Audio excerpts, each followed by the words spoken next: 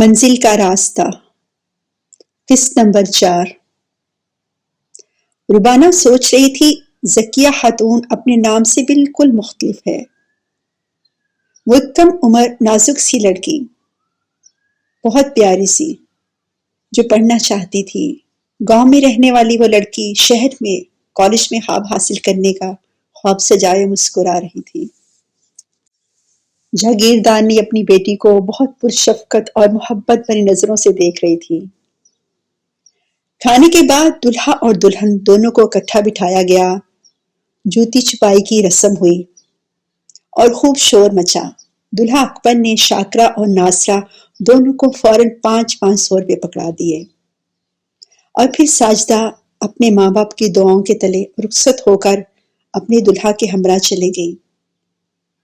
دلہن کی رخصتی کے ساتھ ہی یکدم ایسے لگا جیسے سارا گھر خالی ہو گیا ہو۔ در و دیوار پر افسردگی اور اداسی پھیل گئی۔ ماں باپ کے لبوں پر دعائیں اور آنکھوں میں آنسو تھے، اور دل ہی دل میں سب بیٹیوں کے نصیب اچھے ہونے کی دعائیں کر رہے تھے۔ تھوڑی دیر بعد جاگیردانی نے بھی رخصت چاہی۔ ذکیہ جب جانے لگی تو ربانہ بطور خاص اس سے ملی اور کہا، ذکیہ مجھے تم سے مل کر بہت اچھا لگا ہے۔ میں پہلی دفعہ کسی جاگیردار خاندان سے ملی ہوں۔ آپ لوگ تو بہت اچھے ہیں۔ کبھی شہر میں آنا تو مجھ سے ضرور ملنا۔ میں آپ سے ضرور ملوں گی اگر کبھی شہر گئی تو۔ ذکیہ کی آواز میں کافی افسردگی تھی۔ اچھا، تمہارے پاس سیل فون تو ہوگا، تم میرا نمبر لے لو، کبھی دل کرے گا تو بات کرنا۔ نہیں، میرے پاس فون نہیں، مگر ماں جی کے پاس ہے، ذکیہ نے جواب دیا۔ ٹھیک ہے، یہ لو میرا نمبر، اگر تمہارا کبھی دل کرے تو ضرور بات کرنا۔ تم مجھے بہت اچھی لگی ہو، اس لیے میرا دل کرتا ہے کہ تم سے بہت سی باتیں کروں۔ ربانہ نے اپنے پرس سے پین نکالا اور پرس سے ایک نوٹ پیپر نکال کر اس پر اپنا نمبر لکھ کر ذکیہ کو دے دیا، جو ذکیہ نے مسکرا کر خاموشی سے لے لیا۔ پھر اچانک ربانہ کی طرف دیکھ کر ذکیہ اس کے گلے لگ گئی۔ ربانہ باجی، آپ بہت اچھی ہیں، میں آپ سے ضرور بات کروں گی۔ ذکیہ کی آواز میں گرم جوشی تھی۔ ولیمے کا فنکشن بہت مختصر اور خاندانی تھا، اس لیے ربانہ نے خود ہی معذرت کر لی تھی۔ ربانہ نے دیکھ لیا تھا کہ اکبر نے بہت چھوٹا سا ولیمہ کرنا ہے اور شاید جاگیردانی نہ آئے بلکہ اس کے دونوں بیٹے آئیں گے، اس لیے ربانہ ان سے ملاقات نہ کر سکے گی۔ جب شاکرہ نے رسم ربانہ سے کہا کہ کل ایک مختصر سا ولیمہ ہے، تم آنا، تو ربانہ نے بہت سہولت سے اپنی مصروفیت کا بہانہ بنا لیا۔ شاکرہ نے بھی زیادہ اصرار نہیں کیا۔ ربانہ نے گھر میں آ کر اپنی ڈائری میں اپنے تاثرات لکھے۔ کیا کچھ اس طرح ہو سکتا ہے کہ ہم جاگیردار کے وراثت کے کیس کو کسی طرح تھوڑا سا لمبا کر لیں؟ ربانہ کی بات سن کر برسٹر اعتزاز صاحب نے اپنے آفس کی اسی چیئر پر ریلیکس ہو کے بیٹھے ہوئے سوچا، سر آپ کا کیا خیال ہے؟ ربانہ نے کافی دیر تک اعتزاز صاحب کے خاموش رہنے پر پھر ان سے پوچھا۔ ہاں، ہم کوشش کر سکتے ہیں، ویسے بھی وکیل کوئی نہ کوئی نکتہ نکال کر کیس کو لمبا کر لیتے ہیں۔ سر، ہم ان سے کہہ سکتے ہیں کہ ہمیں آپ کے جائیداد کی پوری تفصیل چاہیے کہ کس کس جگہ پر ہے اور کب سے آپ کے پاس ہے، کتنی جائیداد خاندانی ہے، کتنی خریدی گئی ہے اور کتنی جائیداد آپ کے خاندان میں آپ کی بہووں کو وراثت میں ملی ہے۔ اس طرح ہم یہ کیس کافی لمبا کر سکتے ہیں، اور میرا خیال ہے ان کو ہماری یہ بات ماننی پڑے گی۔ ربانہ نے پوری تفصیل کے ساتھ اپنا نقطہ نظر بیان کیا۔ اعتزاز صاحب کی آنکھوں میں بہت متاثر کن تاثرات آ گئے۔ واقعی ربانہ، تم بہت بڑی وکیل بنو گی، ابھی سے تم نے بہت جامع منصوبہ تیار کیا ہے۔ بالکل صحیح کہہ رہے ہیں آپ۔ ریحان بیگ بھی آفس میں تھے اور پوری توجہ سے ربانہ تیار کردہ رپورٹ پڑھ رہے تھے۔ شکریہ سر، ربانہ کا حوصلہ بہت بلند ہوا۔ میں نے یہ بات نوٹ کی تھی کہ جاگیردانی صاحبہ اور ذکیہ دونوں بہت ہی دبے ہوئے اور گھٹے ہوئے ماحول میں رہ رہی ہیں۔ ان دونوں کے ساتھ ایک ملازمہ تھی جو مسلسل ان کے ساتھ تھی، جیسے ان کی نگرانی کر رہی ہو۔ خاص طور پر جب جاگیردانی صاحبہ کوئی بھی بات کرتی تو وہ کان لگا کر ان کی بات سنتی۔ مجھے ایسے لگ رہا تھا وہ ذکیہ پر بھی نظر رکھے ہوئے ہے۔ ارے واہ، ہماری بیٹی تو جاسوس وکیل بنے گی، ریحان ملک نے خوش دلی سے کہکا لگاتے ہوئے کہا۔ اعتزاز بیگ کے ہونٹوں پر بھی مسکراہٹ پھیل گئی۔ جب سے ربانہ نے آفس جوائن کیا تھا، اعتزاز حسین اور ریحان ملک دونوں کو ایک ساتھی جونیئر وکیل کی شکل میں ایک بیٹی مل گئی تھی۔ ربانہ کی عادتیں بہت اچھی تھیں، وہ بغور ان کی ہدایات سنتی جو اعتزاز صاحب اس کو دیتے۔ ربانہ کو وکالت بہت پسند آئی تھی، لگتا تھا اس کا شوق یہی تھا، اور جب شوق اور پروفیشن دونوں ساتھ ہوں تو کامیابی یقینی ہو جاتی ہے۔ ربانہ کے لیے بھی کامیابی اپنے دروازے کھولے کھڑی تھی۔ اعتزاز صاحب نے ربانہ کو 2-3 اور نئے کیس دیے۔ ربانہ آج کل بہت مصروف تھی۔ ایک کیس پر پیپر ورک میں کافی کام ہو گیا تھا۔ آج کل آفس میں ایک نیا لڑکا آیا ہوا تھا۔ حسن بہت سمارٹ لڑکا تھا۔ LLB کرنے کے بعد پریکٹس کے لیے وہ اعتزاز صاحب کے پاس کام کر رہا تھا۔ حسن کا تعلق جس خاندان سے تھا وہاں سب پڑھے لکھے ہوئے تھے۔ حسن کا والد ایک میکینیکل انجینئر تھا اور ان کی والدہ پنجاب یونیورسٹی میں پڑھاتی تھی۔ حسن ان کا اکلوتا بیٹا تھا اور وہ اپنی شوق سے وکیل بنا تھا۔ وکالت اس کا پیشہ ہی نہیں، اس کا شوق بلکہ جنون تھا۔ حسن کو قدرتی طور پر بہت خوبصورت گفتگو کرنے کا ہنر ملا تھا۔ وہ اپنے مخاطب کو متاثر کرنے کا فن خوب جانتا تھا۔ 6 فٹ سے نکلتا ہوا قد، چمکتا ہوا صاف گندمی رنگت کے ساتھ ڈارک براؤن آنکھیں جو روشن اور ذہانت سے بھرپور تھیں۔ بلا شبہ حسن بہت متاثر کن شخصیت کا مالک تھا، اور پھر خود اعتمادی اور کچھ کام کرنے کا جنون، شاید یہ جوانی کا تقاضا تھا۔ بہت پرجوش اور بہت خوش اخلاق۔ اعتزاز حسین اور ریحان ملک کا خیال تھا کہ یہ لڑکا بارہ لا میں ایک چمکتا ہوا ستارہ ہوگا، اور اعتزاز حسین کی اگر وہ کمی پر کر سکتا ہے تو یہ وہی ہوگا۔ حسن نے جب آفس جوائن کیا تھا تو اس کا زیادہ کام اعتزاز صاحب کے ساتھ کورٹ میں ہوتا تھا۔ ربانہ کے ساتھ بالکل سرسری ملاقات رہی۔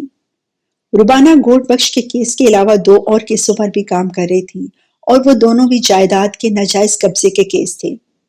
بلکہ ایک کیس میں تو جھوٹا اٹارنی لیٹر بنوا کر اپنے ماموں کی ساری جائیداد کو بیچ دیا گیا تھا۔ وہ بھی کافی دلچسپ کیس تھا۔ اس دن صبح کے 10 بجے اعتزاز صاحب اور حسن کورٹ جانے کے لیے تیار ہو رہے تھے۔ کیس کے متعلق سارے پیپر اکٹھے کیے جا رہے تھے کہ بڑے جاگیردار کے بیٹے یاسر بخش، جو اب خود اپنے آپ کو جاگیردار کہتے تھے، بہت غصے میں آفس میں داخل ہوئے۔ نہ سلام نہ دعا، سیدھے اعتزاز صاحب کی طرف بڑھے اور بولے، کیوں بھائی وکیل صاحب، اور کتنی دیر انتظار کرواؤ گے؟ ہمارے کیس کا فیصلہ کب ہوگا؟ انتہائی بدتمیزی اور غصے سے آواز اور بھی بلند ہو گئی تھی۔ اعتزاز صاحب نے چونک کر اس کی طرف دیکھا اور پھر اپنے پیشہ وارانہ تحمل سے بہت آرام اور نرم آواز میں بولے، آئیے جاگیردار صاحب، تشریف لائیے۔ آج ہم آپ کے کیس کی تاریخ لینے کے لیے کورٹ میں جا رہے ہیں۔ اگر آپ پاس وقت ہے تو آپ بھی چلیے۔ اتنے دنوں بعد آج جا رہے ہو؟ جاگیردار صاحب کی آواز کرخت تھی۔ بالکل، عدالتوں کے کام اسی طرح ہوتے ہیں، آپ خود چلیے اور دیکھیے۔ ہاں ضرور ضرور، میں چلتا ہوں۔ حسن گوڈ کے کیس سے واقف تو تھا، مگر اس کے پاس اس کی فائل نہیں تھی۔ فائل ربانہ کے پاس تھی، مگر اعتزاز صاحب کا اشارہ حسن سمجھ چکا تھا۔ جیسے ہی اعتزاز صاحب جاگیردار یاسر بخش کے ساتھ آفس سے نکلے، حسن فوراً ربانہ کے پاس پہنچا، جو دوسرے کمرے میں ساری باتیں سن رہی تھی۔ اس نے فوراً وہ فائل حسن کو تھما دی اور حسن اعتزاز صاحب کے پیچھے چل پڑا۔ جاگیردار یاسر بخش کو کورٹ میں جا کر پتا چلا کہ مقدمہ کرنا اور لڑنا کوئی کھیل نہیں، اور نہ ہی یہ کوئی 2020 کا میچ ہے کہ ایک ہی دن میں فیصلہ ہو جائے گا۔ صبح سے لے کر سپہر تک اعتزاز صاحب کے ہمراہ جاگیردار صاحب خوب خوار ہوئے، مگر اعتزاز صاحب ان کو آہستہ آہستہ ٹھنڈا کرتے رہے، اور وکیل کا کام ہی باتیں کرنا ہے، اور باتیں بھی ایسی کہ دوسرا لاجواب ہو جائے، نہ تو کچھ کہہ سکے اور نہ ہی کچھ کر سکے۔ آپ بالکل فکر نہ کریں، ہم جلد از جلد آپ کے کیس کا فیصلہ کروا لیں گے۔ اگلے مہینے کی 15 تاریخ ملنے پر اعتزاز صاحب نے جاگیردار صاحب کو حوصلہ دیا۔ اب جاگیردار صاحب کیا کہہ سکتے تھے؟ انہوں نے خود ہی سارا دن وکیلوں کو ایک کورٹ سے دوسرے کورٹ میں بھاگتے ہوئے دیکھ لیا تھا۔ تھکن کے مارے جاگیردار صاحب کا تو برا حال تھا۔ لگتا ہے کم سے کم ایک ہفتہ تو جاگیردار صاحب گھر سے نہیں نکلیں گے۔ حسن نے جاگیردار صاحب کو تھکے مارے انداز میں اپنی گاڑی کی طرف بڑھتے دیکھ کر مسکراتے ہوئے اعتزاز صاحب سے کہا، چلو ایک ہفتہ ہی صحیح، ہمارے آفس تو نہیں آئے گا۔ اعتزاز صاحب نے فائل اپنی گاڑی میں رکھتے ہوئے گاڑی سٹارٹ کرتے ہوئے کہا۔ حسن نے آج اس کیس کی فائل پوری طرح سٹڈی کی تھی۔ ربانہ نے بہت ہی زبردست طریقے سے ہر بات کو کلیئر کیا تھا۔ حسن بہت متاثر ہوا۔ ربانہ نے کیس بہت ہی اچھے سے طریقے سے تیار کیا تھا، مگر مجھے لگتا ہے کہ ربانہ جائیداد سب بہن بھائیوں کے درمیان بالکل شرعی طریقے سے بانٹ دینا چاہتی ہے۔ اعتزاز صاحب نے حسن کے چہرے پر متاثر کن تاثرات دیکھ کر کہا، بالکل کیس بہت صاف اور سادہ ہے، بلکہ مشکل کیس کو سیدھا کرنا اچھے وکیل کا کام ہی ہے۔ اعتزاز صاحب کی بات پر حسن 100% متفق تھا۔ حسن بیٹے، یہ وکیل کا کام ہے کہ وہ ایک سیدھے سادے کیس کو پیچیدہ اور لمبا کر دے اور غیر ضروری طریقے سے اس کو مہینوں کی بجائے سالوں تک عدالتوں میں گھسیٹے اور مدعی کا وقت اور پیسہ دونوں ضائع کرے۔ اور تم خود سوچو، دوسروں کو نقصان دے کر وہ جو روزی کمائے گا، کیا وہ حلال ہوگی؟ حسن خاموشی سے ان کی باتیں سن رہا تھا۔ حسن، میرا اپنا یہ خیال ہے۔ اعتزاز صاحب نے کچھ دیر خاموش رہنے کے بعد گاڑی کو آفس والے روڈ پر ڈالتے ہوئے کہا، ہم جو وکیل ہیں تو ہمارے ذمہ دوہری ذمہ داری ہے۔ ایک تو خود ہم رزق حلال کمائیں، اور دوسرا جو ہمارے کلائنٹ ہیں ان کو بھی اتنا تنگ نہ کریں کہ وہ اپنے کیس کی فیس دینے کے چکر میں یا کیس کو جیتنے کے چکر میں ناجائز طریقے سے پیسے اکٹھے کرنے پر مجبور ہو جائیں۔ بالکل سر، میں آپ کی بات سے اتفاق کرتا ہوں۔ میرا اپنا خیال ہے کہ اس وکالت کے شعبے میں سچ اور جھوٹ، جائز اور ناجائز، حلال اور حرام کا جتنا صاف اور کھلا آپشن ہے شاید کسی اور میں نہیں۔ تم بالکل ٹھیک کہہ رہے ہو۔ صرف یہی ایک شعبہ اگر صاف ہو جائے تو ہمارے معاشرے میں کافی حد تک توازن آ جائے گا۔ گاڑی کو آفس کی پارکنگ پر پارک کرتے ہوئے اعتزاز صاحب بولے۔ ربانہ ابھی تک آفس میں تھی، 2 اور جونیئر کلرک لڑکیاں بھی تھیں۔ جیسے اعتزاز صاحب آفس میں داخل ہوئے تو وہ دونوں لڑکیاں گھر جانے کے لیے روانہ ہو گئیں۔ ربانہ اعتزاز صاحب کا انتظار کر رہی تھی، اسی لیے وہ دونوں لڑکیاں ابھی تک اس کے ساتھ بیٹھی ہوئی تھیں۔ ربانہ بیٹی 5 بج گئے ہیں، اب ابھی تک نہیں گئی؟ اعتزاز صاحب نے ان دونوں لڑکیوں کو جاتے ہوئے دیکھ کر کہا، سر میں آپ کا انتظار کر رہی تھی، مجھے بتائیے گوڈ بخش کیس کا کیا ہوا اور میرا ورک کیسا تھا، کوئی مشکل تو نہیں ہوئی؟ لگتا تھا ربانہ کو اس کیس سے کافی زیادہ دلچسپی ہو گئی ہے۔ اعتزاز صاحب نے مسکراتے ہوئے اپنا گاؤن اتارا، اپنی بیگ کو اتار کر ہینگر میں ڈال دی۔ ربانہ، آپ کا پیپر ورک بہت زبردست تھا۔ I am really impressed. Hassan نے بہت خوش دلی سے ربانہ کو دیکھ کر کہا۔ بہت شکریہ، مگر میرے لیے سر کے تاثرات زیادہ ضروری ہیں، ربانہ نے بالکل سرسری انداز میں کہا۔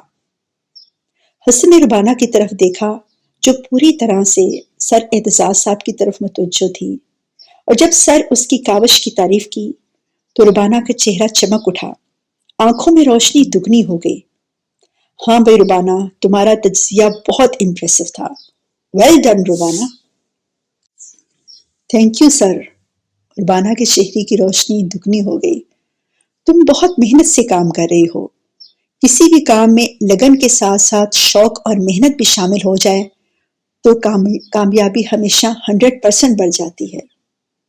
سر اعتزاز کے الفاظ وٹامنس کی طرح ربانہ کے حوصلے کو بڑھا رہے تھے۔ چلو ربانہ، اب تمہیں گھر چھوڑ دوں۔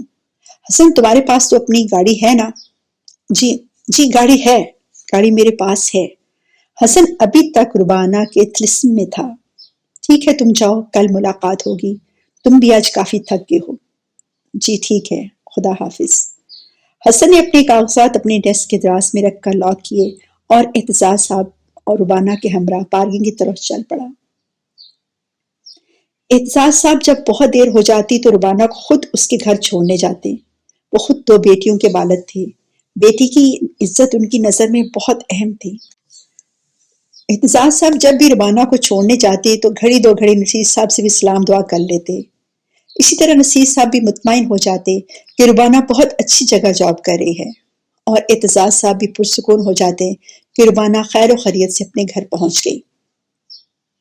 دوسرے روز جب ربانہ آفس پہنچی تو اعتزاز صاحب کورٹ میں جا چکے تھے۔ ریحان ملک ابھی تک نہیں آئے تھے۔ ربانہ کی ساتھی جونیئر دونوں لڑکیاں شازیہ اور عالیہ اپنی سیٹ پر تھیں۔ ربانہ اپنی ڈیسک پر بیٹھ گئی اور فائل نکال کر کیس اسٹڈی کرنے لگی۔ آج کل جائیداد کی جہلی قبضے والا کیس فائنل رانڈ میں داخل ہو چکا تھا۔ ربانہ کو امید تھی کہ وہ یہ کیس ضرور جیت جائیں گے اور وہ بوڑھا ماموں اپنے بھانجے کی چلاکی اور عیاری سے ہتھیائی ہوئی جائیداد واپس حاصل کرنے میں کامیاب ہو جائے گا۔ اور وہ گوٹ والا کیس، وہ فائل کہاں گئی؟ ربانہ نے اپنی ڈیسک کے ڈراور اور الماری کو اچھی طرح چیک کرنے کے بعد کہا، مگر فائل نہیں ملی۔ اور وہ فائل میں نے کہاں رکھ دی؟ ارے وہ تو کل سر کو دی تھی، وہ کورٹ میں لے گئے تھے، یقیناً حسن کے پاس ہوگی۔ کل کافی دیر ہو گئی تھی اس لیے فائل حسن کے پاس ہی ہوگی اور اس نے واپس نہیں کی تھی۔ گوٹ والا کیس ربانہ کا پہلا کیس تھا اور وہ قدرتی طور پر اس پر بہت محنت کر رہی تھی، اسی لیے وہ حسن کے ڈیسک کی طرف بڑھی۔ حسن بہت توجہ سے اپنے ڈیسک ٹاپ پر کچھ ٹائپ کر رہا تھا اور ساتھ ساتھ پرنٹ آؤٹ ہو رہا تھا۔ ربانہ کافی دیر وہاں کھڑی رہی مگر حسن پوری طرح سے مگن ہو کر اپنا کام کر رہا تھا۔ Excuse me? کافی دیر انتظار کے بعد ربانہ نے پکارا۔ حسن نے سر اٹھا کر دیکھا۔ ربانہ بالکل اس کے سامنے کھڑی تھی۔ ہلکا گلابی دوپٹہ جس کے کناروں پر فیروزی بہت باریک سا ربن لگا ہوا تھا، دونوں رنگوں کی آمیزش سے ربانہ کا صاف رنگ بہت نکھرا ہوا نظر لگ رہا تھا۔ آنکھوں میں کاجل کی ہلکی سی ڈور۔ حسن بے ساختہ اس کو دیکھ رہا تھا جیسے اس کو پہلی دفعہ دیکھا ہو، بلکہ پہلی دفعہ تو اس نے رات ہی کو اتنی توجہ سے ربانہ کو دیکھا تھا جب وہ سر سے باتیں کر رہی تھی۔ ساری رات وہ آنکھیں و چہرہ حسن کے خوابوں میں رہا تھا۔ Excuse me? اس بار ربانہ کی آواز کچھ اور بلند تھی۔ حسن حقیقت میں آ گیا۔ سوری، مجھے گوڈ بخش والی فائل چاہیے، شاید وہ آپ کے پاس ہے۔ شاید نہیں، یقیناً۔ حسن نے مسکراتے ہوئے اپنی ڈیسک سے اٹھا کر وہ فائل ربانہ کو دے دی۔ تھینکس۔ ربانہ فائل لے کر جانے کے لیے مڑی۔ ویسے آپ کا ورک بہت اچھا ہے مگر کچھ باتیں ایسی ہیں جو مجھے کچھ عجیب لگیں۔ حسن نے ربانہ کو مڑتے ہوئے دیکھ کر کہا۔ مثلاً کیا؟ ربانہ پوری طرح حسن کی طرف متوجہ تھی۔ کل کورٹ میں جب کافی وقت ملا تو میں نے یہ سارا کیس اچھی طرح دیکھا۔ آپ نے کیس کی جو تفصیلات لکھی ہیں کافی متاثر کن ہیں، جیسے آپ ان تینوں بھائیوں کے مزاج اور بہن کے کردار کو جس طرح بتایا ہے، لگتا ہے کہ آپ ذاتی طور پر ان کو جانتی ہیں۔ جی، میں ان بھائیوں کو آفس میں دیکھ چکی ہوں اور میں ان کی بہن سے بھی ملی ہوئی ہوں۔ وہ کافی حد تک اپنے بھائیوں کے انڈر ہے، ربانہ نے تفصیل سے بتایا۔ کیا ان کی بہن بھی آفس میں آئی تھی؟ نہیں، میں اس کے گاؤں میں اس سے ملی تھی، مگر ان کا گاؤں تو شہر سے کافی دور ہے، اور یہ لوگ اپنے رویے سے تو نہیں لگتا کہ اپنی بہن کو کسی وکیل سے ملنے دیں گے۔ جاگیردار بھائی نہیں جانتے کہ میں ان کی بہن سے ملی ہوں، اور نہ ہی ان کی بہن کو معلوم ہے کہ میں ایک وکیل ہوں۔ یہ اچھی پروگریس ہے، حسن نے تعریف کی۔ شکریہ۔ ایک اچھے وکیل کو اپنے کیس کی چھوٹی سے چھوٹی بات میں معلوم ہونی چاہیے۔ آپ کی آواز میں سر کی ہدایات سن کر مجھے بہت اچھا لگا۔ حسن کے ریمارکس پر ربانہ نے مسکرا کر کہا اور اپنی ڈیسک کی جانب بڑھ گئی۔ ربانہ؟ جی سر، گوٹ کے کیس کی تاریخ اب 10 دن بعد کی ہے اور مجھے لگتا ہے کہ جاگیردار بھائی صاحب بہت جلدی میں ہیں اور ہمیں جلدی سے اس کیس کو آگے بڑھانا ہوگا۔ سر اعتزاز صاحب کی بات سے ربانہ بھی متفق تھی۔ سر، آپ بالکل درست کہہ رہے ہیں، مگر وہ فیصلہ اپنے حق میں چاہتے ہیں جس سے ان کے بہن کی حق تلفی ہوگی، اور ایسا ہرگز نہیں ہونا چاہیے۔ سر اعتزاز کی آواز میں سچائی نمایاں تھی۔ انہوں نے وکالت کا پیشہ حق اور سچ کی فتح کے ساتھ اپنایا تھا اور آج تک کوئی ایسا کیس نہیں لڑے تھے جس میں ان کا دل اور ضمیر مطمئن نہ ہو۔ میرا خیال ہے ہمیں اس لڑکی ذکیہ خاتون اور ان کی والدہ سے الگ ملاقات کرنی ہوگی اور ان کے ساتھ معاملہ طے کرنے ہوں گے۔ بالکل سر، ربانہ بولی۔ اور ہاں ربانہ، تم یہ کام کرو گی۔ اب کی بار اعتزاز بیگ نے ڈائریکٹ ربانہ کو اتنی بڑی ذمہ داری دے دی۔ ربانہ ایک پل کے لیے رکی اور پھر بولی، سر آپ فکر نہیں کریں، میں ان دونوں سے الگ ملاقات کر سکتی ہوں، مجھے تم پر بھروسہ ہے۔ اعتزاز صاحب کا جواب پر امید تھا۔ اسی رات ربانہ نے شاکرہ کو فون کیا۔ رسمی سی بات چیت کے بعد اس نے ساجدہ کے بارے میں پوچھا۔ الحمدللہ ساجدہ باجی اپنے گھر میں بہت خوش ہیں، اکبر بھائی بہت اچھے ہیں، ساجدہ کو ان سے کوئی شکایت نہیں۔ ساجدہ باجی جیسی لڑکی سے کسی کو کوئی بھی شکایت نہیں ہو سکتی، بلکہ اکبر بھائی تو خوش نصیب ہیں کہ ان کو ساجدہ باجی کی شکل میں خدا نے ایک ہیرا عطا کر دیا ہے۔ مگر ساجدہ باجی اپنے بارے میں یہ خیالات رکھتی ہیں کہ اکبر بھائی سے زیادہ ساجدہ خوش نصیب ہے کہ اسے اکبر جیسا شوہر ملا۔ شاکرہ نے مسکراتے ہوئے کہا، یہ تو بہت اچھی بات ہے، دونوں اپنے ایک ساتھ خوش ہیں۔ تھوڑی دیر ٹھہر کر ربانہ بولی، شاکرہ مجھے تم سے کچھ خاص بات کرنی تھی، جو تمہیں وعدہ کرنا ہوگا اپنے ساتھ اپنی حد تک رکھو گی، اور جب تک میں نہیں کہوں گی اس کے بارے میں کسی سے ذکر نہیں کرو گی۔ شاکرہ خاموش ہو گئی اور پھر تھوڑی دیر بولی، بالکل ربانہ، تم مجھ پر بھروسہ کر سکتی ہو۔ شاکرہ کی آواز میں سادگی اور سچائی نمایاں تھی۔ شاکرہ جب میں تمہارے گھر باجی ساجدہ کی شادی پر آئی تھی تو میری ملاقات گوٹ کی جاگیردانی کے ساتھ ہوئی تھی۔ وہ بہت اچھی خاتون ہے، میں تم سے ان کے بارے میں بات کرنا چاہتی ہوں۔ ہماری جاگیردانی واقعی بہت نیک دل خاتون ہیں، گوٹ کے لوگوں کا بہت خیال رکھتی ہیں، مگر اب وہ پہلے کی طرح بااختیار نہیں۔ بڑے جاگیردار صاحب کی وفات کے بعد وہ کافی حد تک اپنے لڑکوں کے سامنے کمزور پڑ گئی ہیں۔